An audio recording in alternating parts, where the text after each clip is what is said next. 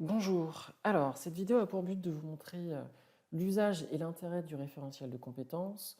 Donc, pour vous montrer tout cela, on va prendre le cas d'un candidat, en l'occurrence ici Georges Abitbol, que j'ai d'ores et déjà créé sur la base, qui va me permettre d'illustrer la chose et j'espère vous montrer tout l'intérêt du référentiel. Alors, la première chose, avant de me concentrer sur le cas de Georges, je vais vous montrer quand même auparavant comment appliquer un référentiel de compétences à un candidat, un collab.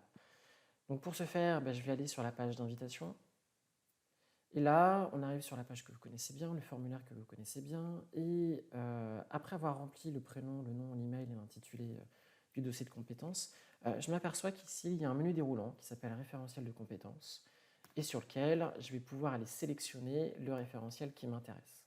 Alors je précise bien sûr qu'auparavant, l'administrateur de la société a la possibilité de paramétrer son propre référentiel de compétences sur la plateforme. Voilà, ce n'est pas Showcase qui propose des référentiels, c'est bien sûr à vous d'aller paramétrer votre propre référentiel, celui qui répond pleinement à votre métier et aux compétences que vous possédez chez vous.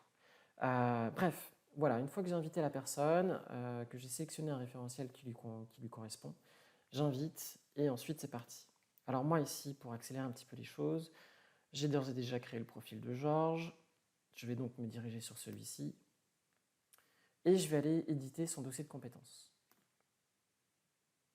Donc celui-ci est pour l'instant vide, je vais donc importer son CV au format Word, je vais aller chercher, voilà, et donc du coup il va passer à la moulinette bien sûr pour remettre les bonnes informations dans les bonnes cases. Vous allez vous apercevoir qu'une seule information ne sera pas ajoutée sur ce dossier de compétences, en l'occurrence il s'agit des compétences. Alors pourquoi? Parce qu'en fait ici on va inciter le candidat ou le manager à remplir les compétences en respectant la structuration du référentiel.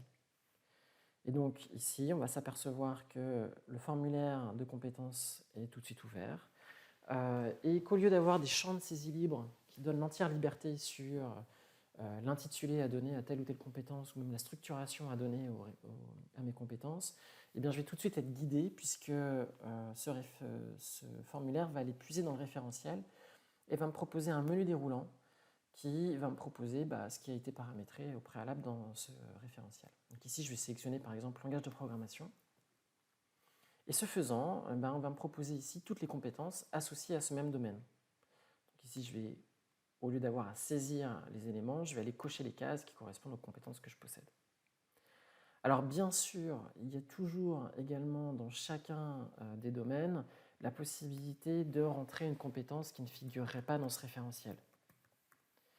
En gros ici, ce qu'il est important de noter, c'est que le référentiel de compétences que vous allez paramétrer ne doit surtout pas être hyper exhaustif, car sinon on va tout de suite obtenir l'effet inverse à celui escompté. C'est-à-dire qu'au lieu d'avoir ici un tout petit ascenseur, je vais en avoir un qui va être absolument énorme et qui, pour moi en tant que candidat, va absolument pas me convaincre, en tout cas m'inciter à remplir X mille compétences.